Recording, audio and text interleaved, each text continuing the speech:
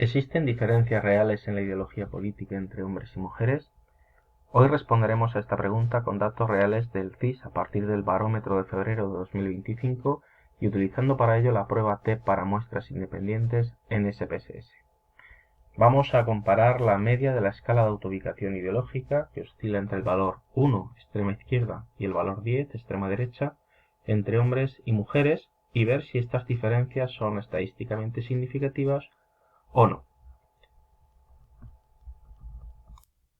Para ello vamos a utilizar la prueba T para muestras independientes, que es una prueba estadística que nos permite comparar las medias de dos grupos distintos para determinar si la diferencia observada entre ellas es estadísticamente significativa o es producto del azar.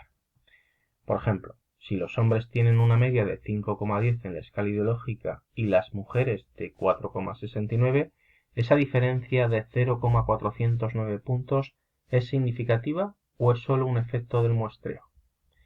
Para ello vamos a partir de una serie de hipótesis estadísticas, en este caso una hipótesis nula, donde se asume que no hay diferencia significativa entre la ideología política entre hombres y mujeres, y una hipótesis alternativa, que es la negación de la anterior, es decir, que sí que hay una diferencia significativa. La regla de decisión en las estrategias de contraste estadístico de hipótesis es la siguiente.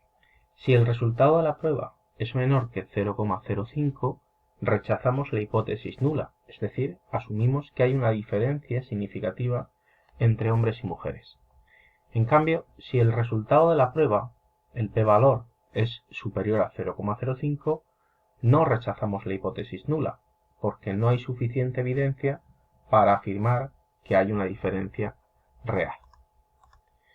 Bien, antes de aplicar la prueba T para muestras independientes, es muy importante, es fundamental verificar el cumplimiento de una serie de supuestos estadísticos, concretamente 4 supuestos. En primer lugar, determinar si la variable dependiente es cuantitativa, numérica. En nuestro caso, la escala de autoubicación ideológica, que oscila, habíamos dicho, entre el valor 1 y el 10, pues cumple perfectamente con este criterio. El segundo de los supuestos es que los grupos sean independientes entre sí. No puede haber una relación entre los sujetos de un grupo y el otro. En este caso, hombres y mujeres son categorías claramente separadas. El tercer supuesto es la normalidad de la variable en cada grupo.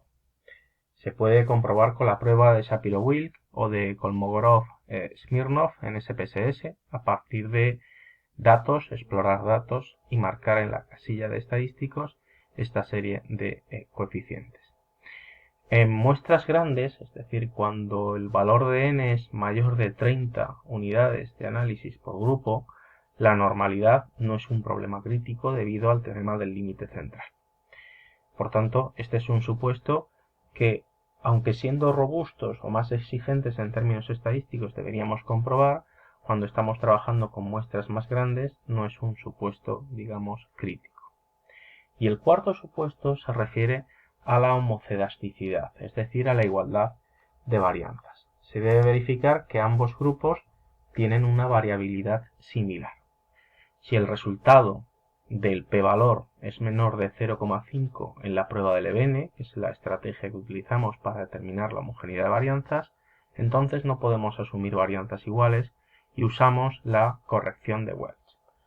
En este caso se parte de la hipótesis nula de que las varianzas son iguales y la hipótesis alternativa de que las varianzas no son iguales. Bien, pues vamos a verlo a continuación a partir de este ejemplo. Y para ello nos vamos a SPSS y en la pestaña de analizar,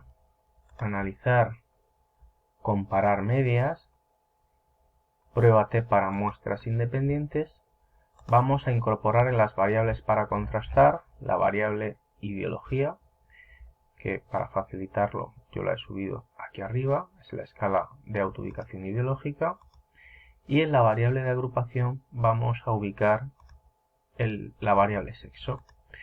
Bien, aquí tenemos la casilla para definir los códigos asignados a los grupos. En este caso, los hombres tienen el código 1 y las mujeres tienen el código 2. Le damos a continuar y por defecto ya nos va a calcular la prueba del EBN. Bien, aquí vemos los resultados. En primer lugar, una tabla de estadísticos descriptivos y como vemos, la media de autoubicación ideológica de los hombres es de 5,10 y de las mujeres 4,69. Claro, la pregunta que nos hacemos es, aparentemente hay diferencias en la autoubicación ideológica entre hombres y mujeres, pero ¿es significativa esa diferencia? Para determinar si las diferencias son estadísticamente significativas o no, para eso tenemos la prueba T. En primer lugar, vamos a analizar el cumplimiento del supuesto de homogeneidad o de homocedasticidad referente a las varianzas. Y para eso nos vamos a fijar en los resultados de la prueba del EBN. Como el resultado de la prueba del EBN, el p-valor vinculado a la prueba del EBN, es menor de 0,05, no podemos asumir igualdad de varianzas, por lo que vamos a usar la fila de no se han asumido varianzas iguales, es decir, la fila de abajo. Bien.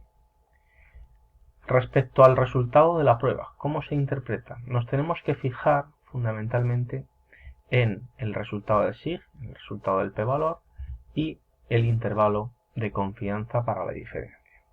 En este caso, como el resultado del p-valor para la prueba T es menor de 0,05, ¿qué ocurre con la hipótesis nula? Que se rechaza y nos quedamos con la alternativa, es decir, que sí hay diferencias estadísticamente significativas en la autoubicación ideológica de los hombres y de las mujeres. Si nos fijamos en el intervalo de confianza, como no contiene el 0, este intervalo, se confirma que esa diferencia es real.